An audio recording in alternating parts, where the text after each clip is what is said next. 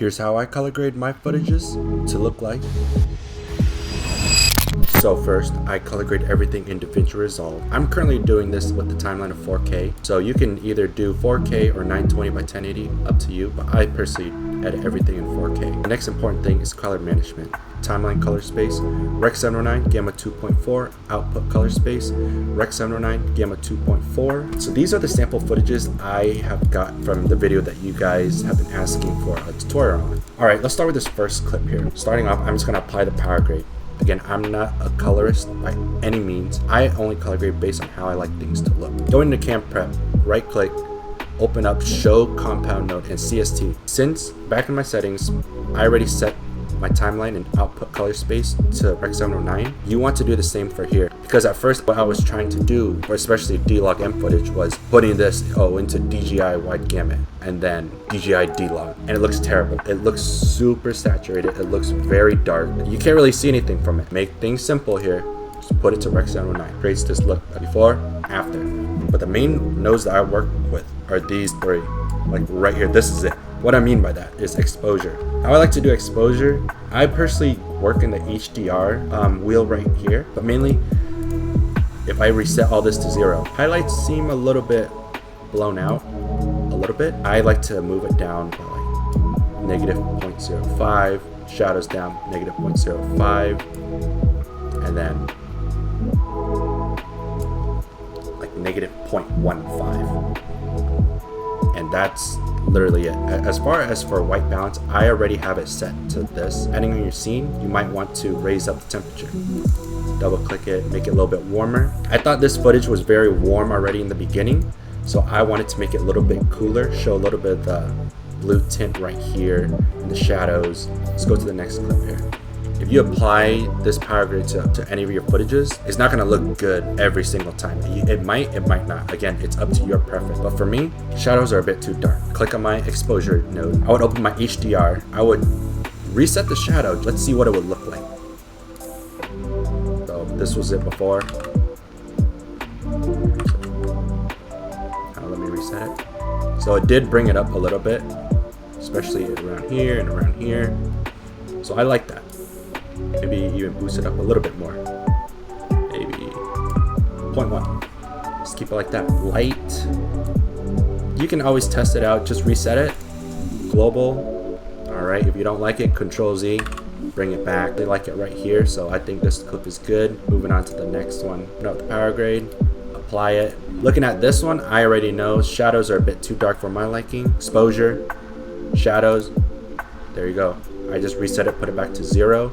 Or I can even bump it up a little bit if I wanted to, but I did not do that for the one I have in the video. Actually, let's keep it like that. There you go. Light. I'll just make it a little bit brighter. But anyways, global. All I do is literally just mess around with the HDR wheel. Obviously, like for the primaries, I don't really play around with these. I just try to keep it simple. Do it in the HDR wheels. Do the shadow, light, and global. That's pretty much it. I barely mess around with the darks. If I really wanted to punch in the shadows even more, then I'll mess around with that, but I'll keep it. As far as for saturation, if you ever want to make this a little bit more saturated for your preference, click on the saturation node, go back to your primaries, and at the saturation set at 40%, because I just kept that at 40%. If you want to make it at 50, by all means, make it more saturated. I'll keep it at 40 because I think that's how I like it. What else? White balance. Let's go to white balance. If I click on the white balance tab, I go to my primaries wheel right here. Temperature, if I reset it to 0, reset this to 0, as you can see, there's a lot of orange and reds and yellows in here. So if I boost it more to the magenta side, as you can see, it gets a little bit too pink. So that's why I decided to move it more towards the green to offset it and put it around 15. But then it's a little bit too warm and too green for my liking, so I moved it over, I believe it was like -100. And yeah, this is with the final color grade, straight out of camera. There we go. Alright, next footage. This is one of my favorite shots as well here. Boom, applied the power grade. So now here.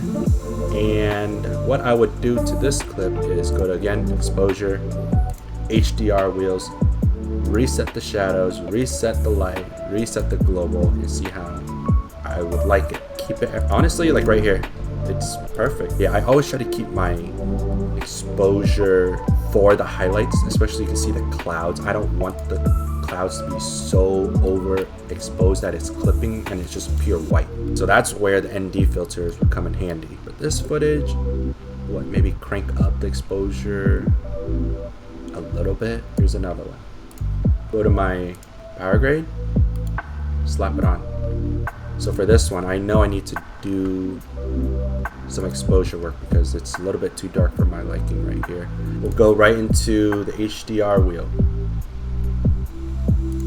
Reset my shadows, my lights, and my global.